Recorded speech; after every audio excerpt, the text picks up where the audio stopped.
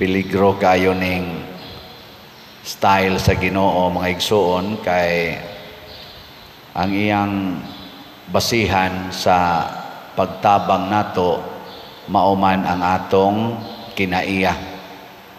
So kung ang atong kinaiya mapaubsanon, wa say puas ang iyang tabang hangtod nga moabot kita ngadto sa taas kaayo nga level sa grasya. Mananingon siya, ang nagpaubos ipataas, ang nagpataas ipaubos.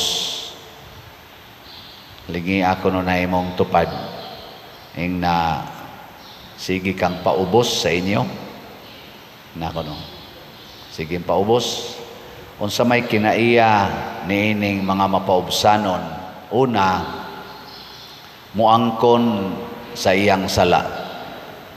Kanang kusog kayong manaway sa iyang isig katao, kusog kayong mubiay-biay, kusog kayong mutanaw sa sala sa iyang isig katao, mapahitas o na.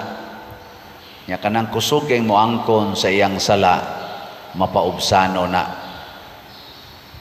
Sa mga kandidato nato ron sa eleksyon, naabay mga nangangkon sa ilang sala, naabay kusog muangkon, kanay atong butaran. Nya kanang di gyud mo angkon sa sala, kusog nung kayong mamasangil, kusog kayong murason-rason, ilag yung tabunan ilang sala, adin alang taana kay ipaubos man as Ginoo, maapil tag kaubos. Sa dagko rong team Marcos o team Duterte, kinsa Manila ang kusog mo angkon sa ilang sala, maunay atong pilion. Ang katong team nga kusog kayong mo tabon sa ilang sala, adi na lang sana nato pilion. Niingon diri sa atong unang pagbasa, unsa may buhaton ko kanimo o Israel, nga ang imong gugma nako mura ra maggabon, mura ra sa giyamog sa buntag mahanaw. Kani bitang atong style ba nga ug naa tay panginahanglan ampo nya ug wa na gani, wa na sad dili na siya mo isakto. So ang ikaduha nga quality sa usa ka or kinaiya sa usa ka mapaubsanon, ang gugma niya sa Ginoo kanunay. Bisan pa og naa na niya ang kasakit, kanang duna tay iampo nga dili murag wa dunggas Ginoo, murag wa gihatag sa Ginoo, na pagani usahay ang atong pagampo tuwa gihatag sa atong silingan. Magampo ka nga ang imong bana mabuutan, adto na nun magbinuutan sa silingan, nya kusog nung kayong mga saba nimo. Magampo ka nga ang imong asawa musamot ka sana mo mabuutan unta, dili magsigig yaw-yaw na, pero tinanong yaw-yawana, mas maayo pa ngadto sa silingan kay magsige pag smile imong asawa, pero anha nimo yaw-yaw de, singhag dayon. Dawata lang, higugma lang yapon ang Ginoo. Mao na kung ang atong gugma dali kayong mawa, pantunon tas Ginoo. Kay matod palagi niya diri, ang akong gikinahanglan mao ginang gugmang way paglubad. Dili halad, nang sige lang taghalad sa Ginoo. Mga bisan ka na inyong pagpalit og slot, pero arang-arang nang sa mapalit kag slot. Pero di day gyapon na kay mutas Ginoo, basta mulubad-lubad ang gugma. Dili kuno halad nga sunogon, kanang ato bang sunogon sa ila style sa unas mga Hudiyo, sunogon man parang aso musaka. Ang gikinahanglan niya kahibalo bahin sa Dios. Kana bang mahibaw ta hain ang Dios og unsa ang Dios. Lingiyay mong tupad na naay Dios sa inyong silingan. Naay Dios sa inyong silingan. Mayo kay na. Ang atong tubag sa Salmo nag-ingon sad, ang makanunayong gugma dili sakripisyo mao ang gipangayo sa Ginoo. Permanente, makanunayong gugma. Kana bang may kining pagka-explain ang makanunayong gugma diha sa saad sa kaminyoon? Kana bang moingon kang sa kasakit ug sa kalipay, sa kahamugaway ug sa kapitos, sa sakit ug sa maayong panglawas, hangtod ang kamatayon mobulag kanako. Kining atong kinabuhi dinhis kalibutan, di gini magpadayon kung dili ta maghigugmaay. Ya ang gugmang tinud-anay sulayan gid na, tagaan gid na siya og mga gitawag natog mga kanang hindrances ba, mga babag. Mao na nga kadtong bulahutay mauto siya mahimong bulahan. Kung ari sa tas atong mga politicians kay mao man aroy sikat kay nato sila, tanaw nato diha kinsa nila ang nakaagig mga pagsulay, kana bang grabe nga pagsulay, unya di gyud mo atras mo padayon gyud pag-alagad sa atong katawhan, sa atong nasod. Kana bang mura bitag imong tan-awon nga anda magpakamatay para sa atong nasod, dili mo atras, dili sad mo surrender ngadto sa hiwi nga mga buhat.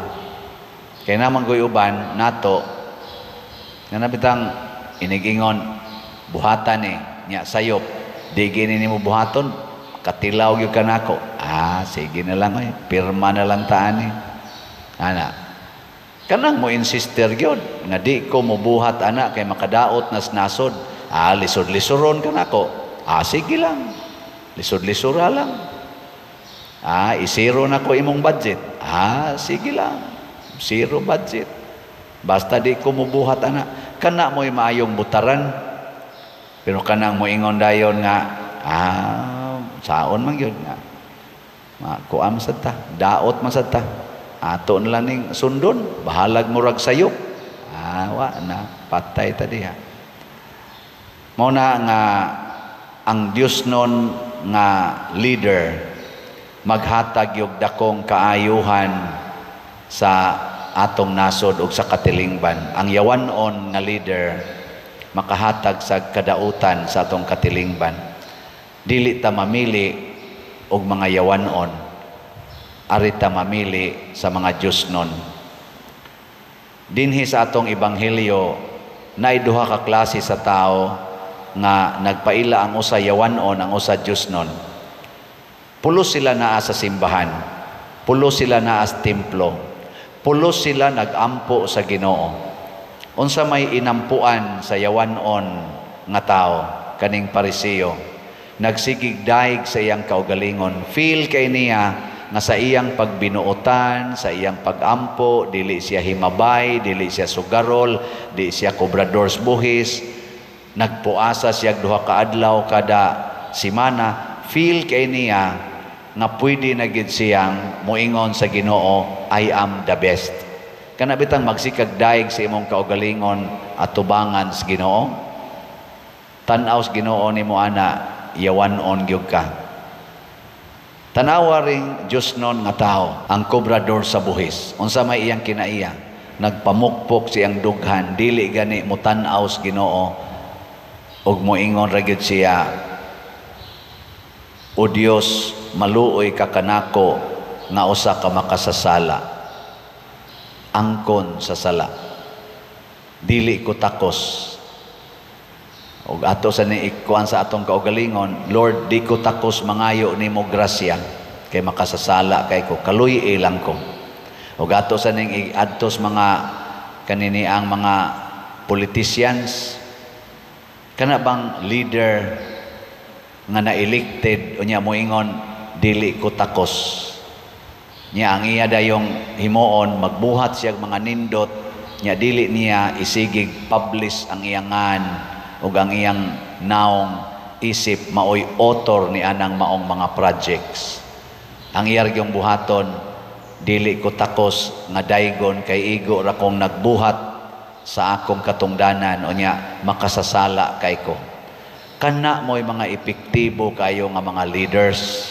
Pero kanang luos lag pangangkon nga ila kunong project, ilang project, unya ra ba ang kwarta nga ilang gigamit gikan natong mga tao, mga hilas kay na sila. Karon na mo'y napilian. Kana ato na nang pilion. Sikreto lang na nato personal, ato nang ilista sila og naaman ay lang sad pangitag perfect.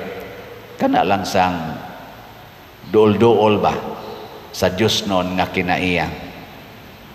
Mga igsoon, kining pagsunod sa Ginoo nagkinahanglan gini sad og wisdom. Mao na mangayo gitas Ginoo og kaalam, lamdagan ta nga di ta madala sa atong tawhanon nga kahuyangan. Aron sa atong pagpili sa atong mga leaders, ang ato diyong gipili mao ang gitudlo sa Ginoo, ang pinili sa Ginoo.